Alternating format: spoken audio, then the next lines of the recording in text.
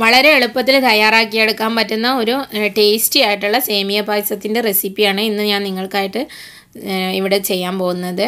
വളരെ എളുപ്പമാണ് ഇത് തയ്യാറാക്കിയെടുക്കാനായിട്ട്. അപ്പോൾ ഇത് ഉണ്ടാക്കാനായിട്ട് ഞാനിവിടെ ഒരു 250 ഗ്രാം മത്തങ്ങ എടുത്തിട്ടുണ്ട്, പംകിന്. അതിനകത്തുള്ള സീഡ്സൊക്കെ ഒന്ന് കളഞ്ഞ് തൊലിയൊക്കെ കളഞ്ഞെടുത്തതാണ്. ഇത് നമുക്കൊരു കുക്കറിനകത്തേക്കിട്ട് ഒരല്പം വെള്ളം ഒഴിച്ചിട്ട് ഒന്ന് വേവിച്ചെടുക്കാം. ഒരൊറ്റ വിസിലടിച്ചാൽ മതി, അപ്പോൾ തന്നെ മത്തന് നന്നായി തന്നെ വെന്ത് കിട്ടും. ഒന്ന് അടച്ച് വെച്ചിട്ട് ഒരു വിസിലടിയുന്നത് വരെ വേവിച്ചെടുക്കാം. ഒരുപാട് അങ്ങ് ഉടയ്ക്കണ്ട.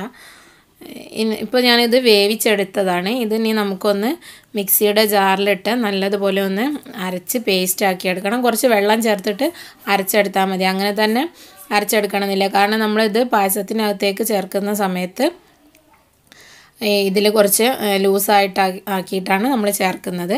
അപ്പോൾ കുറച്ച് അത്യാവശ്യം വെള്ളം ഒഴിച്ചിട്ട് തന്നെ ഇതൊന്ന് അരച്ച് ഇതുപോലെ പേസ്റ്റാക്കി എടുക്കുക. നല്ല സ്മൂത്തായിരിക്കണം, കട്ടയൊന്നും അരയാത്തതൊന്നും ഉണ്ടാവരുത്. ഇനി ഞാനിവിടെ പായസം റെഡിയാക്കാനായിട്ട് ഒരു പാൻ വെച്ചിട്ടുണ്ട്. ഒരു അടുപ്പത്ത്, മറ്റേ അടുപ്പിൽ നമുക്ക് പായസത്തിലേക്ക് ആവശ്യത്തിനുള്ള പാലും തിളച്ച് വരാനായിട്ട് വെച്ചിട്ടുണ്ട്. ആദ്യം നമ്മൾ പാനിനകത്തേക്ക് കുറച്ച് നെയ്യ് ഒഴിച്ച് കൊടുത്തിട്ട് അതിൽ കുറച്ച് അണ്ടിപ്പരിപ്പും അതുപോലെ മുന്തിരിയും ഒന്ന് മൂപ്പിച്ചെടുക്കാം. ഒരു ലൈറ്റ് ബ്രൗൺ കളറായി വരുമ്പോൾ ഒന്ന് മാറ്റാം നമുക്കിത്. ആദ്യം ഞാൻ അണ്ടിപ്പരിപ്പാണ് ഇട്ടിട്ടുള്ളത്. ഇതൊക്കെ നമ്മൾ സാധാരണ പായസം ഉണ്ടാക്കുന്ന സമയത്ത് ചെയ്യുന്നതാണ്. എപ്പോഴും ചെറിയൊരു വ്യത്യാസമേ ഉള്ളൂ, നമ്മൾ ഇതിനകത്തേക്ക് മത്തങ്ങ കൂടെ ചേർത്തിട്ടാണ് തയ്യാറാക്കുന്നത്. അതുപോലെ തന്നെ ഉണക്കമുന്തിരിയും നമുക്ക് ഒന്ന് വേവിച്ചെടുക്കാം. അപ്പോൾ മുന്തിരിയും റെഡി ആയിട്ടുണ്ട്. അതും നമുക്കൊന്ന് കോരി മാറ്റിയിട്ട് ഇതിനകത്തേക്ക് 100 ഗ്രാം വെർമിസെല്ലി ചേർത്ത് കൊടുക്കാം. ഞാൻ കുറച്ച് പായസം ഉണ്ടാക്കുന്നേ ഉള്ളൂ. 100 ഗ്രാം വെർമിസെല്ലി ചേർത്തിട്ടുണ്ട്. അപ്പോൾ അതിലേക്കുള്ളൊരു മെഷർമെൻറ്റാണ് ഞാനിപ്പോൾ നേരത്തെ പറഞ്ഞിട്ടുള്ള 250 ഗ്രാം മത്തങ്ങ. ഞങ്ങൾ മത്തൻ എന്നാണ് പറയുന്നത്. അപ്പോൾ മത്തങ്ങ എന്ന് പറയുമ്പോൾ എനിക്ക് ചെറിയൊരു ബുദ്ധിമുട്ടുണ്ട്. ഇത് നന്നായി ഒന്നൊരു ബ്രൗൺ കളറായി വരുന്നത് വരെ നല്ലതുപോലെ ഒന്ന് റോസ്റ്റ് ചെയ്യാം. ഞാനിപ്പോൾ വളരെ തിന്നായിട്ടുള്ള സേമിയാണ് എടുത്തിട്ടുള്ളത്. നോർമൽ സേമിയ, ഏത് സേമിയ ആണെങ്കിലും നമുക്ക് ഉപയോഗിക്കാം. നിങ്ങൾക്ക് അവൈലബിൾ ആയിട്ടുള്ളത് എടുക്കുക. അപ്പോൾ നമ്മൾ പാല് തിളച്ച് തൂവാതെ ശ്രദ്ധിക്കണം. നമ്മുടെ സേമിയ നന്നായി റോസ്റ്റായിട്ട് വരുമ്പോൾ തിളച്ച പാലാണ് നമ്മൾ അതിനകത്തേക്ക് ഒഴിച്ചു കൊടുക്കുന്നത്. സേമിയയുടെ ഒരു കളർ ഒന്ന് ചേഞ്ചായിട്ട് വന്നിട്ട് ഒഴിച്ചാൽ മതി പാല്. പാലിപ്പോൾ നന്നായി തിളച്ചതാണ്. ഇത് ഞാൻ ഇതിനകത്തേക്ക് ഒഴിച്ച് കൊടുക്കുകയാണ്.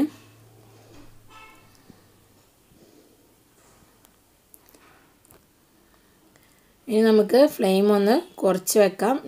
ലോ ഫ്ലെയിമിൽ വെച്ചിട്ട് നമുക്കിതിലേക്ക് നമ്മൾ നേരത്തെ തയ്യാറാക്കിയിട്ടുള്ള ആ മത്തങ്ങയുടെ ആ മിക്സ് ഒഴിച്ചു കൊടുക്കാം. ആ പേസ്റ്റാക്കി വെച്ചിട്ടുള്ള മത്തങ്ങ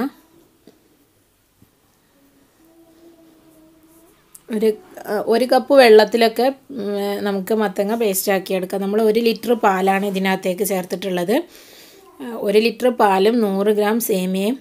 അപ്പോൾ ഒരു കപ്പ് വെള്ളത്തിൽ നമുക്ക് മത്തങ്ങ പേസ്റ്റാക്കിയിട്ട് അതും കൂടെ ഇതിനകത്തേക്ക് ചേർത്ത് കൊടുക്കാം. ഇനി കുറച്ചുകൂടെ ലൂസായിട്ടുള്ള പായസമാണ് വേണ്ടതെങ്കിൽ കുറച്ചുകൂടെ വെള്ളം ചേർത്ത് കൊടുക്കാം. ഇത് ലോ ഫ്ലെയിമിൽ വെച്ചിട്ട് തന്നെ ഒന്ന് തിള വരുന്നത് വരെ വേവിച്ചാൽ മതി. അതിനകത്തേക്ക് ആവശ്യത്തിനുള്ള പഞ്ചസാര ചേർക്കുക. മധുരം അവനവൻ്റെ ഇഷ്ടത്തിനനുസരിച്ച് കൂട്ടുകയും കുറയ്ക്കുകയൊക്കെ ചെയ്യുക. അത് അവനവൻ്റെ ഒരു ടേസ്റ്റിനനുസരിച്ച് ചേർത്ത് കൊടുക്കാം.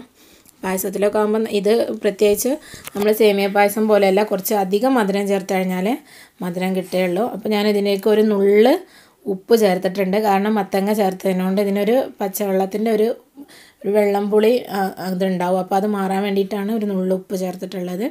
ഇതിലേക്ക് ഇതിപ്പോൾ തിളച്ച് വരുന്നുണ്ട്. ഇതിലേക്ക് കുറച്ച് ഒരു 1/2 ടീസ്പൂൺ ഏലക്കാപ്പൊടി ചേർത്ത് കൊടുക്കാം. തിളച്ചതിന് ശേഷം ചേർത്താൽ മതി, എന്നാലേ നമ്മൾ പായസത്തിന് നല്ല ഫ്ലേവർ ഉണ്ടാവുള്ളൂ. ഇനി നമുക്കിത് ഫ്ലെയിം ഓഫ് ചെയ്തിട്ട് ഇതിൻ്റെ മുകളിൽ നമ്മൾ നേരത്തെ ഫ്രൈ ചെയ്ത് വെച്ചിട്ടുള്ള ആ കാഷ്യൂവും കിസ്മിസും ഒക്കെ ഒന്ന് സ്പ്രെഡ് ചെയ്ത് കൊടുക്കാം. അത്യാവശ്യം ഒന്ന് ചൂട് തണഞ്ഞതിന് ശേഷം നമുക്കിത് സെർവ് ചെയ്യാം. നല്ല ചൂടോടുകൂടി സെർവ് ചെയ്യുമ്പോൾ ഇതിൻ്റെ ആ ഒരു കറക്റ്റ് ടേസ്റ്റ് നമുക്ക് കിട്ടില്ല.